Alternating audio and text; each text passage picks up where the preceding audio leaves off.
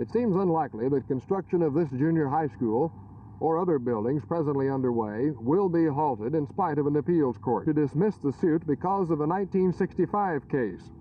But the judge said he will hear this matter either as a separate case or consolidated with others. Legal Services attorney Ed Cloutman and Doug Larson, formerly with Legal Services, now in private practice with Ed Polk, also asked for an immediate ruling on increased faculty integration. He also deferred a decision on that motion until later. The judge also told the plaintiffs the school board does not have to supply them with requested records between 1955 and the 1965 court desegregation ruling, because the 1965 ruling is evidence enough that there was segregation before that time. If attorneys can agree on the meaning of untold volumes of school zone and student assignment records, then the July 12th trial could be a one-day affair. If they can't agree, however, it may be a long, drawn-out, involved procedure. This is Roger McDonald, Channel 8 News on the Move. Way to go, Roger.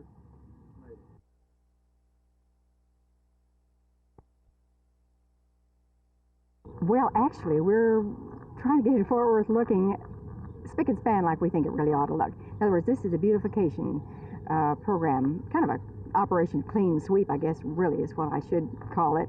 We think that Fort Worth's a very beautiful city and has so many advantages, and we'd like to see it looking better. How do you intend to go about it? Well, number one, we're going to get all the citizens involved, but primarily we want to involve the young people. You know, they're very interested in ecology and the general appearance of the city in which they live. And we're all interested in that in particular, but we're going to involve the young people as well as the adults, but primarily the young people, in just a general cleanup campaign.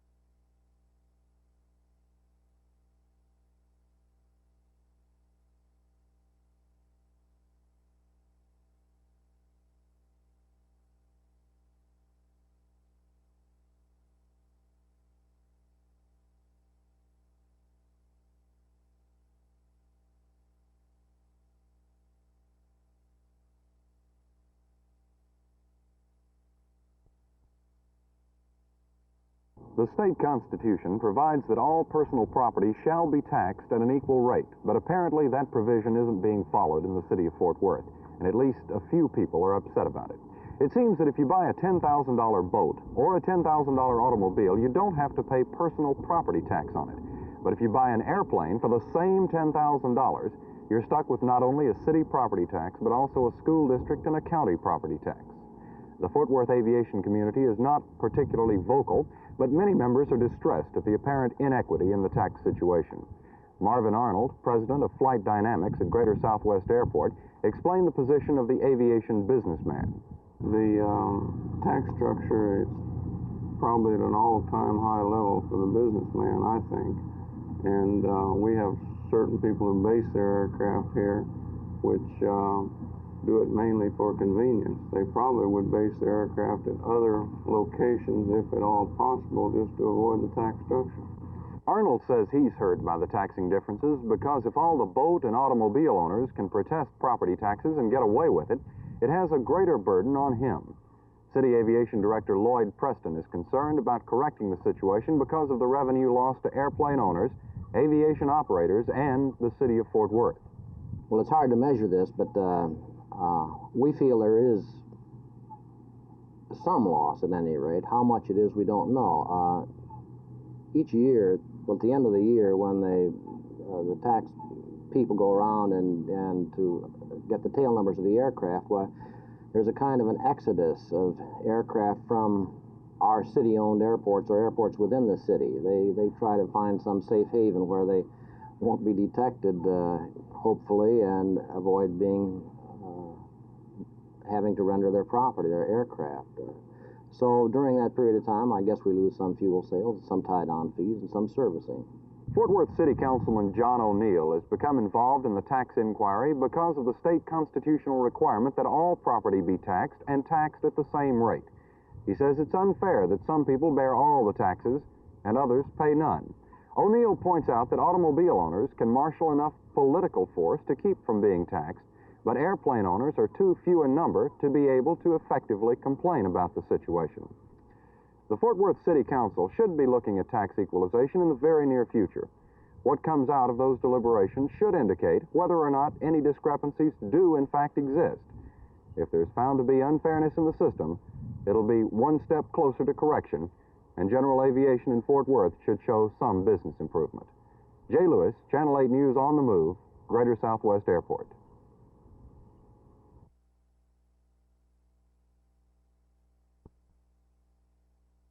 Now, what this total system does is simply assign volumes of traffic to our various inputs to the freeway to maximize the flow on the freeway.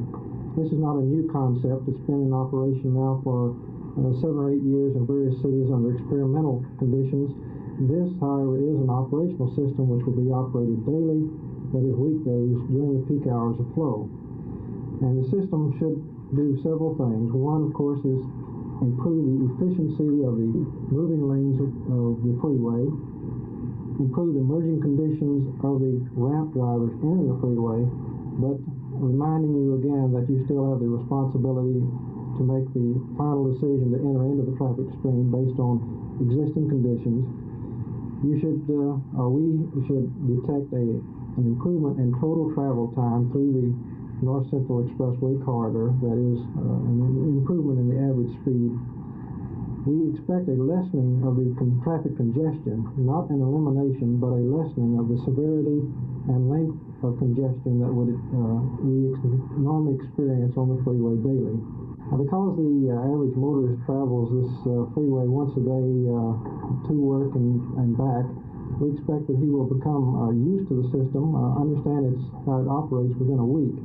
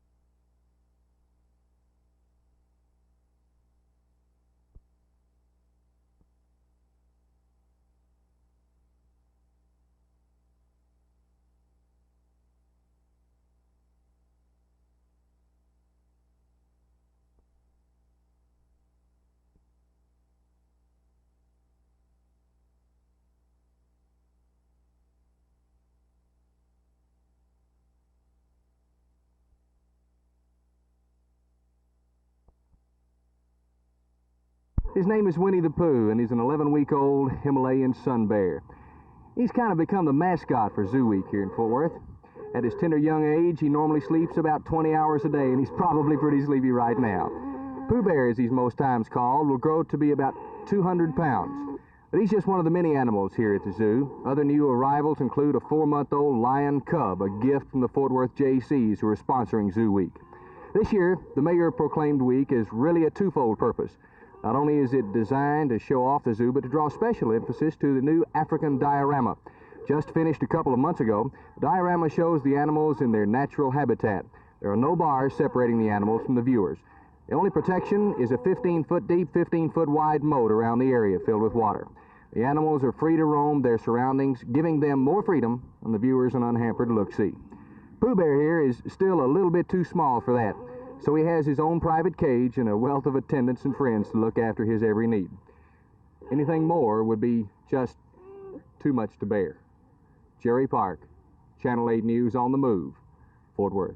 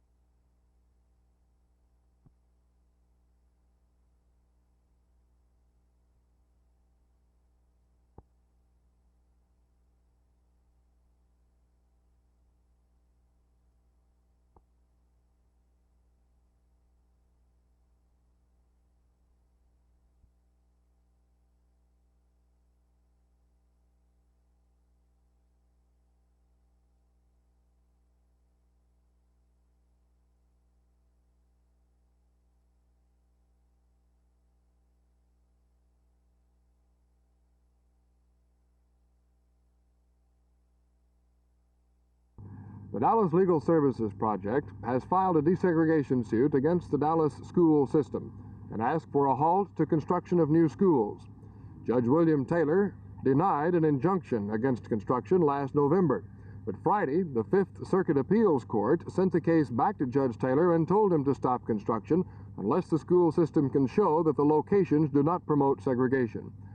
Judge Taylor conducted a hearing on motions in the case today, but this hearing had already been scheduled before the appeals court ruling, and that decision was barely mentioned today. Judge Taylor did say that he is going to have to move the case more quickly. Therefore, he set the trial date up to July 12th instead of July 26th. Meanwhile, Judge Taylor ordered attorneys for the schools, Warren Whitham and Franklin Spafford, to bring him a report by next Monday on the school's plans for construction projects in the next 30 days. And he observed that if there is a need, after seeing those plans, he could call the attorneys together the next day. But in the discussion, it seemed likely that any halt that might be considered would be on future construction starts rather than on present projects.